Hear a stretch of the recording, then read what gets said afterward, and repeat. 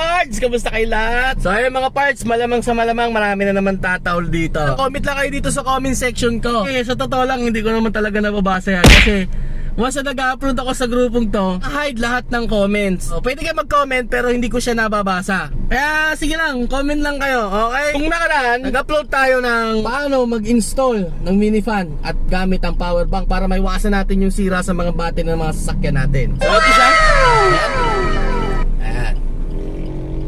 Kita nyo? Nakikita nyo naman. Diba? Kita nyo naman. So yung mga parts kung nakaraan, andun dito siya sa headrest natin. Ang ginawa ko sa headrest natin, tinanggal ko pati yung headrest. Okay? Dalawa yan. Ito. Para sa ganun, kahit may pasahero tayo sa likod, makikita nila tong front, yung harapan natin dito. Aba, matindi! Makikita nila. Same time, walang nakaharang. Kasi hindi naman din nagagamit yan mga parts eh. So totoo lang. Nagagamit lang yan pagka mga private biyahe. Yan. Nagagamit natin to. So kanara, nag-upload tayo sa YouTube. In-upload din natin dito sa GC. Yan. Na yung fan na to ay nandirito. Nakaganyan siya. Okay? Kasama headrest. So ngayon, binago ko. Nilipat ko na siya dito mga parts. Yan. So ang kailangan ko lang dyan, ang ginamit ko lang dyan ay dalawang aluminum na may electrical tape.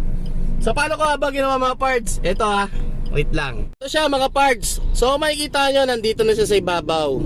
Okay? So pwede mo siya iliko pa ganyan, pa ganito, pa ganyan, pa ganito, pa ganyan, pa ganyan. Diba? Pwede rin pag nakahiga ka ng ganyan, tatapat mo ngayon sa iyan. No? Ha? Pag nakahiga ka, tatapat mo lang ng ganyan sa iyan.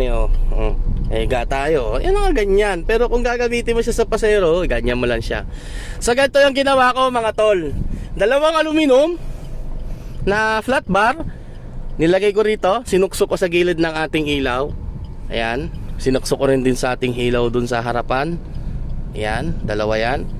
And then para hindi siya bumuka mga tol, maghiwalay itong dalawang to. Pag ganon, baka malaglag siya. Baka sabihin nyo, baka mahulog yan na ganon. Nilagyan natin ng cable tie mga parts. Ayan inipitan natin sa gitna yan. Para nakaklam lang siya ng ganyan. Nakaklam siya pag ganon. Okay, hindi siya maghiwalay pag ganon. Nakaklam na yan dito. And then baka sabihin mo mahulog yung fan. Hindi mga parts, naka cable tie yan mga tol. Okay, makita nyo cable tie yan. Kahit alog-alog niya, hindi yan. Ang tigas niya mahulog to, hindi nakakapit ng maigi yan. Okay, uubra lang to mga parts kung dalawa ang inyong top light, yung dito sa ibabaw ng ating, di ko alam kung anong tawag yan, kung dalawa harapan. Okay, and then para maiwasan yung sira ng mga battery, eto, ginamitan ko siya ng Orashare power bank, 20,000 mAh, isang linggo mo na magagamit. Depende sa inyo kung paano nyo siya gamitin at yun, kung gaano mo siya gamitin sa mga cellphone nyo, kung gaano kayo katagal bumabad mag-charge. Okay? So ako, subukan na tong Orashare na to. Meron ako na-upload na ito sa YouTube channel. Bisitahin nyo na lang mga tol kung interesado ka. Kung hindi, okay lang din. Bisitahin nyo lang to. At subok na rin tong power bank na to kasi meron siyang super fast charging. Okay? Super fast charging, ibig sabihin meron siyang turbo charge pag ginamit mo ang kanyang USB type na socket. Okay?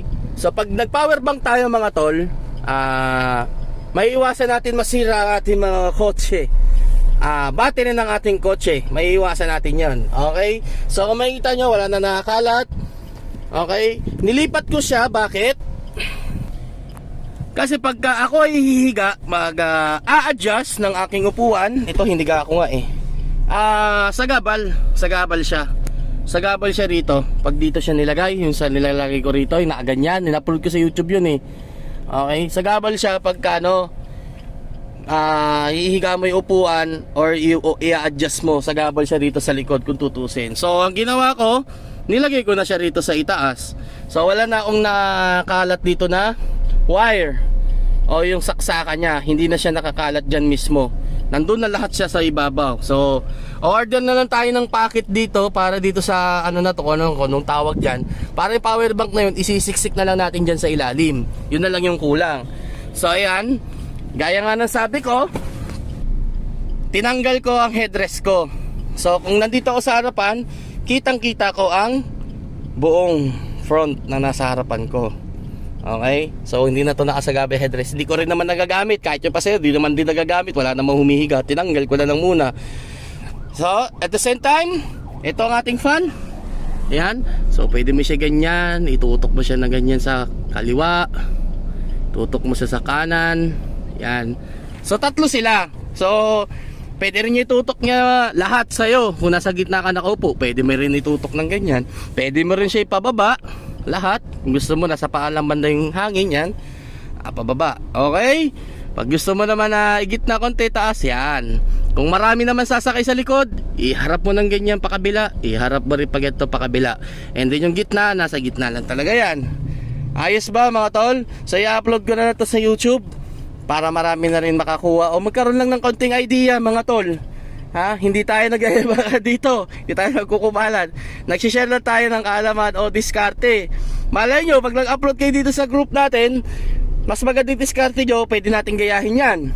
Or kung anong mga klaseng diskarte na meron kayong naiisip, i-upload nyo. I-share natin sa mga tropa natin. Kahit hindi nag-grab yan, basta mga naghahawak ng mga sakyan, nagmamaneho, i-share natin yan para sa sharing ano natin, okay? Yung mga plans natin, mga plano-plano ba, mga technique ba, mga diskartehan ba. O yan. Yung aircon natin mga parts, pag may pasahero, tinataasan ko yung thermostat, number 1 ko lang yan.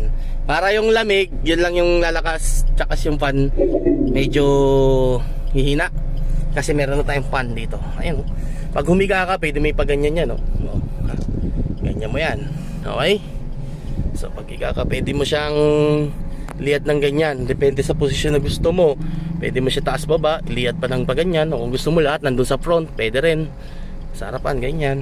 Habang nagmamaneho ka, meron kang aircon dito sa may batok mo. Yan, ganyan siya. Ganyan lahat. Okay, ganyan. Habang nagmamaneho ka, doble yung hangin mo. Yan, nasa tapat ng kanang mukha mo. Yan. Pagka may pasahero naman, ginagawa ko niyan, ay pag ako lang naman, nagawa ko niyan, binababa ang thermostat, number 2 ko. Para doble yung lakas ng power ng hangin. At the same time, may pumapasok pa rin naman na lamig. So malamig pa rin, para ka lang nasa bahay, oh. Yan. So pwede mo siya tutok sa iyo, ha. Habang nagdadrive ka, plus may aircon ka pa rito sa harap. Okay? Walang nakaharang na kung ano dito sa baba. Lahat nasa taas. Okay?